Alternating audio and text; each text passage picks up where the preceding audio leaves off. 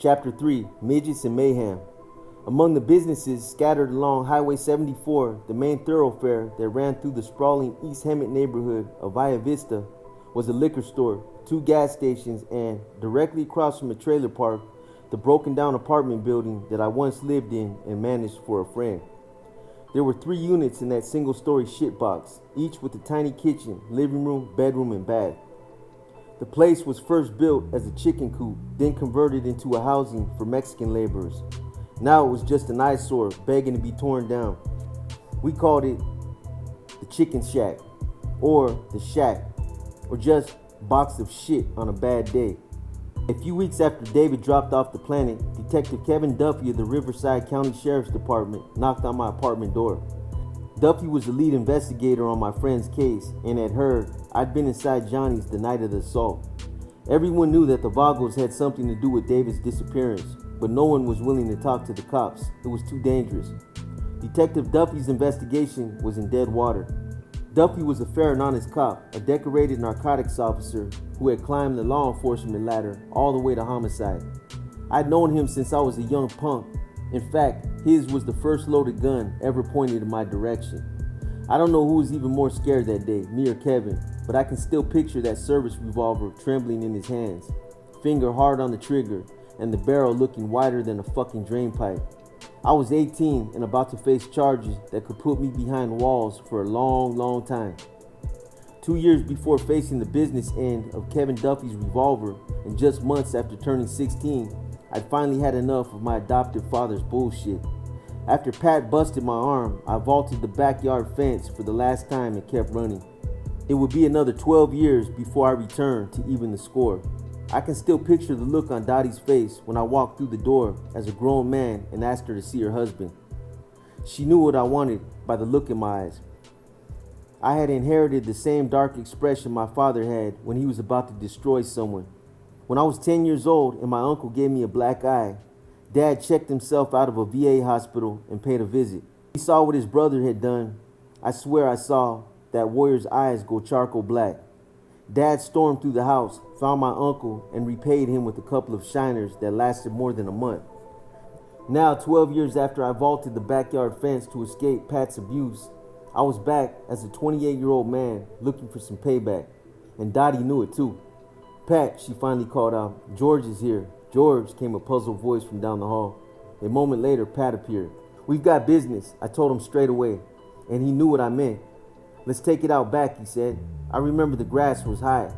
When I was a kid, I used to mow the backyard and rake the leaves, but now everything was an overgrown mess. "Well," said Pat as he turned to me. I didn't waste time. I hit the man hard. He fell to the ground, then tried to get back up, so I hit him again and he stayed down. And that was the end of it. Fuck, is that all? Seeing my adopted father bleeding in the tall grass might have given me a brief moment of satisfaction, but it was followed by a lifetime of regret. I wasn't proud of myself. I should never have done it. I should have let bygones be bygones. As I re-entered the house, Dottie said to me, "I knew this had to happen someday." I gave her a hug and walked out the door, never to return. There's one thing I have to say in Pat's defense. The man might have been a hard ass, but he provided for his family the only way he knew how. I took that work ethic with me. That and his knowledge of landscaping and tree trimming that I had picked up while watching him work at Hemis Park and Recreation Department. These were skills I used for earning my livelihood after dropping out of high school at age 16, and I would return them whenever my other ideas of turning a dollar turned to shit. I started a landscaping business of my own, but my utter indifference to education and the 5 years I'd lost on my extended fishing trip to the Cascades soon caught up with me. It was a real wake-up call when I discovered that business accounts and contracts require reading and writing, never my strong suits. So I went out and hired me a midget with a high school education to handle the business ends of things while I did the grunt labor. This arrangement worked fine until I needed a new truck for my expanding operation. When I asked my partner to cut a business check, the little guy stalled and tap danced around my request. Suspicious, I went to the bank and was told the entire business account balance had been wiped out. The fucking midget had ripped me off for over 16 grand. Slightly ticked off, I grabbed my 30-30 Winchester and drove over to his house, a real nice place his father owned on a golf course. I announced my arrival by firing a rifle shot through the picture window while that thieving little bastard sat watching TV. Then I informed his dad that the next bullet would go through his son's pint-sized head. But that's not what got me arrested. The midget's old man, a business executive in town, said he would keep the cops out of the matter and pay back half the 16 grand his son had stolen if I'd call things even. I figured half was better than none, so we shook on the deal. That should have been the end of it. Only I had this so-called friend who knew the whole story. Pretending to be me, that asshole phoned the businessman, then threatened to rape his daughter and shoot more holes in his fancy house unless the remaining 8 grand was dropped into a designated trash barrel outside the local Sambo's restaurant. The midget's old man agreed to the blackmail, then called the cops. The next day, I'm hauling mulch in my pickup when I see a curious sight. My buddy is sprinting down San Jacinto with 4 sheriff deputies in hot pursuit. Within minutes, sirens are wailing.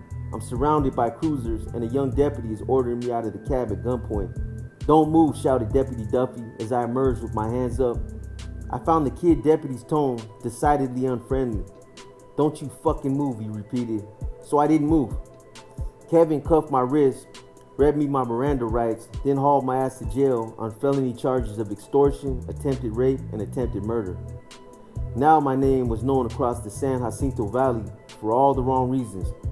The district attorney, up for re-election, was determined to prosecute, apparently with the aid of my cock-sucking friend, who cut a deal with the DA's office and agreed to testify against me in exchange for leniency. I was 18 years old and looking at serious hard time, 3 consecutive 15-year terms.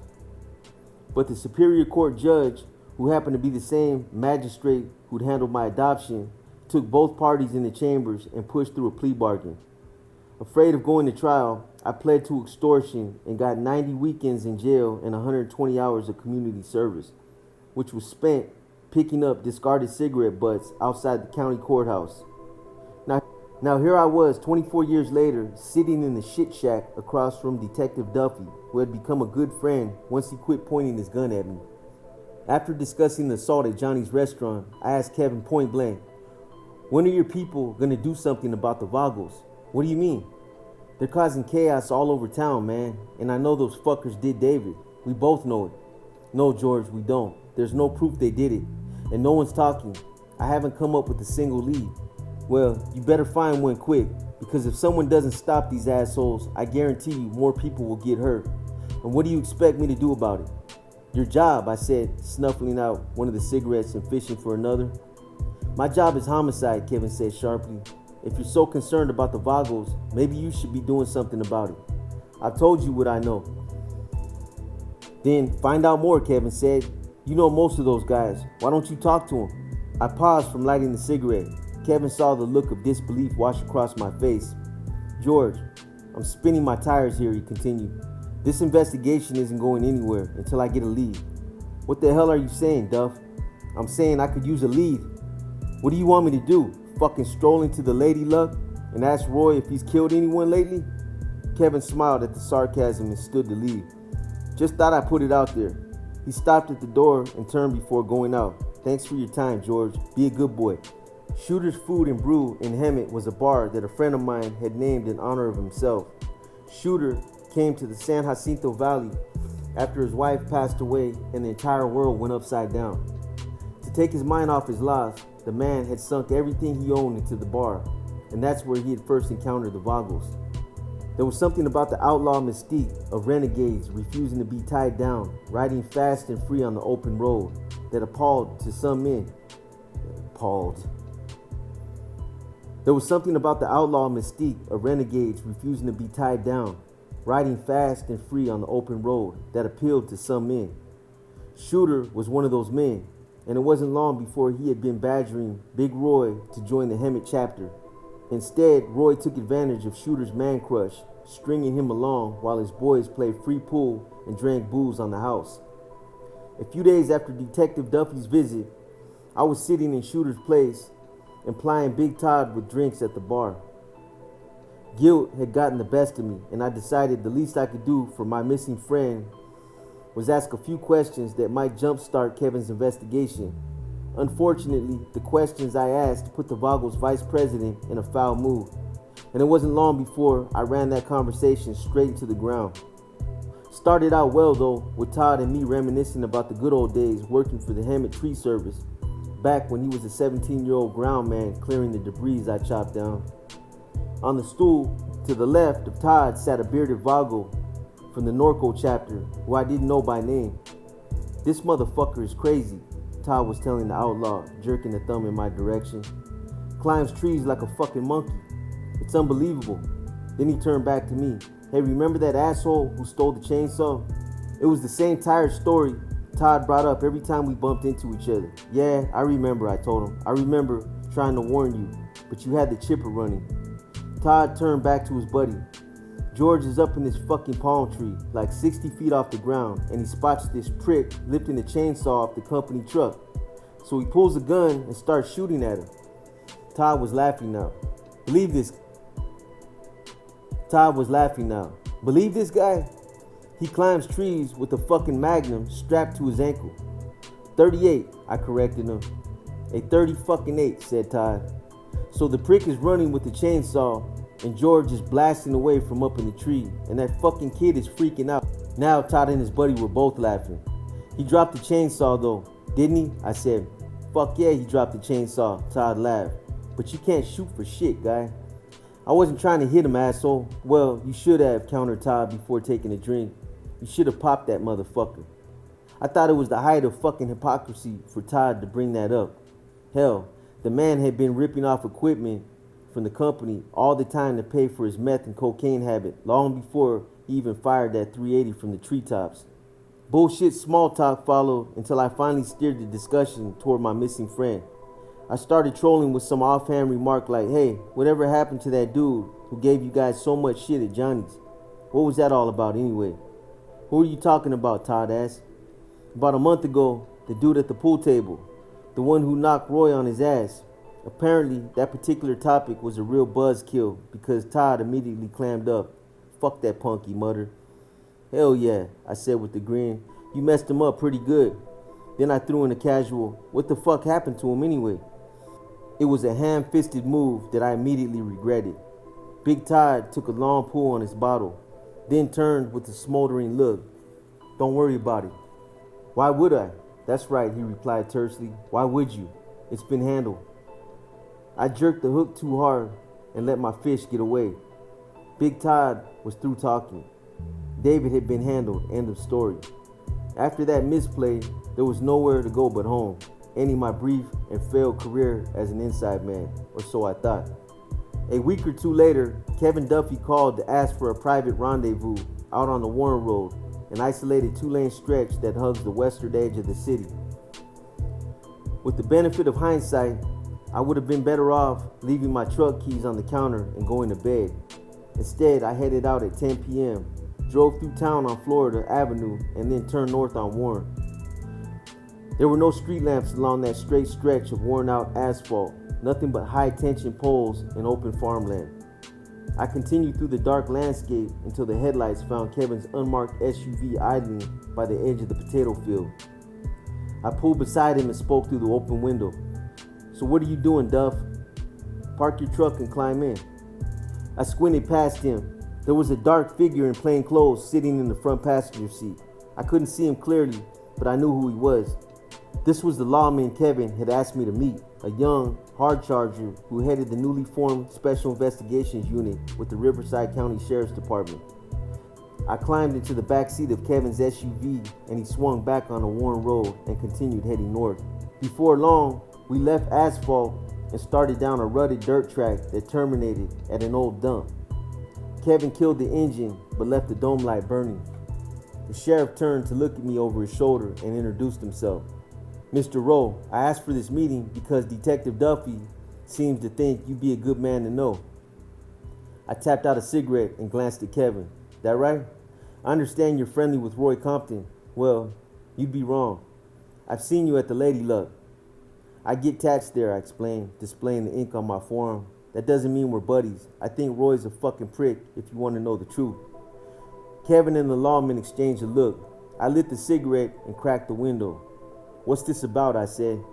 After a moment's hesitation, the lawman said, mind if I call you George? Before I could answer, he called me George anyway. This is confidential, George. I need to know that what we discuss here stays between you, me, and the detective. Can I have your word on that? I glanced at Kevin Duffy. All right, fine. Okay then, said the sheriff, pausing only briefly before launching his spiel. For the past few months, we've been running surveillance on Lady Luck. We believe the Vagos have been violating state and federal laws in Hemet, selling drugs, maybe even firearms. What about the murder? I added. Maybe that too, said Kevin. We want to shut the Vagos down, said the sheriff, starting with Hemet. But to do that, we need eyes and ears on the inside. This took a few seconds to register, but once it clicked, I looked at Kevin and said, you gotta be shitting me, Duff. I'd been sandbagged. Just listen to the man, George, begged Kevin. Here's our problem, the sheriff quickly continued. Anytime we conduct surveillance on the Lady Luck, the Vagos behave like Boy Scouts. And every time we've raided the place, it's been squeaky clean. No guns, no drugs, nothing. We think someone's tipping them off. We're just not sure who. I had a pretty good idea. Among the Lady Luck's clientele were a couple of Hemet cops who never seemed to pay for their tattoos. Free ink was Big Roy's way of saying thanks for the heads up. That kind of relationship wasn't uncommon in the outlaw world. There were lots of biker wannabes posing as lawmen. 1%ers tolerated this because a lawman in the pocket could be worthwhile. But truth was, most outlaws would as soon spit on a cop as look at one. Just so I understand what you're asking, I said, trying to stay calm. You want me to hang around Roy's shop and feed you information. That about right? Close enough, said the sheriff. And can you explain just how the fuck I'm supposed to pull that off? The sheriff and Kevin exchanged a look. I knew what was coming, so I saved them the trouble. You're asking me to fucking join the Vagos, aren't you? I said point blank. We know it's asking a lot, said Kevin. I shot him a hard look. You think? Let me ask you something, George, said the sheriff evenly. If you had the ability to get rid of the Vagos in Hemet, would you do it? I looked at him straight in the eye. You're asking me to snitch, pal. He's asking for your help, chimed in Kevin. Tossing Big Todd a few leading questions was one thing, but this was the kind of help that could get a man killed. It was a known fact that the only thing an outlaw hated worse than cops was a snitch working for the cops. Within the Brotherhood, betrayal was considered the worst of sins, and the sentence for that ultimate sin was death. That was what these lawmen were asking that night, to raise my hand and volunteer for a possible death sentence. The more I tried to wrap my head around it, the more pissed off I got. Listen to me, I said, biting back anger. Nobody wants the Vagos gone more than I do, but that's your fucking job, not mine. I don't get paid for that. Would you like to get paid? Asked the sheriff. Because I can arrange that. I could get you a motorcycle too, anything you need. He reached into his pocket and pulled out a cell phone. It's a throwaway, he said, extending it toward me. The minutes are prepared. Won't cost you a dime. My number's already in it. You can call me directly anytime, day or night. I let the phone hang there. This slick son of a bitch was moving fast. I don't want your phone, Sheriff, and I don't want your money. I just want you people to stop all the fucking chaos. That's why we're talking to you, replied the sheriff. Right now, we're deaf and blind when it comes to the Vagos. If we're ever going to stop this, we need some inside help. Can you do that for us, George? He said, proffering the phone again. Will you help us get these guys? The question was still unanswered as we left the dump and headed back to Warren Road. I sat quietly in the back seat, smoking a cigarette and staring out the window at the dark outline of the San Jacinto Mountains. My friend's body was probably buried somewhere in the desert beyond those shadows. Not me. Not yet anyway. I trusted Kevin Duffy, but I wasn't so sure about his colleague. Something about the gung-ho lawman just didn't sit right with me. A nagging gut sense that somehow, some way, he'd never get my ass buried next to David. No, I wasn't ready to answer that sheriff's call for help, but I did take his phone.